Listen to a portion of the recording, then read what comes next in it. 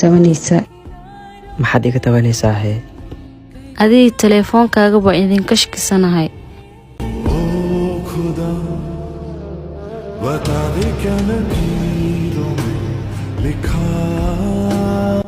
idhagayso waxaadan ogeyna kuu sheegayaa xaafaddaad degannahay waxaana la degan 9 gabdho kaadha dheer iyo 7 kaaga gaaban.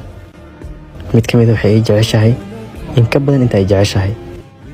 shaqada markaa joogo waxaa jirta gabar mar walba idhola caddaysa, mid kalena hadalka ay ii dibicsaa.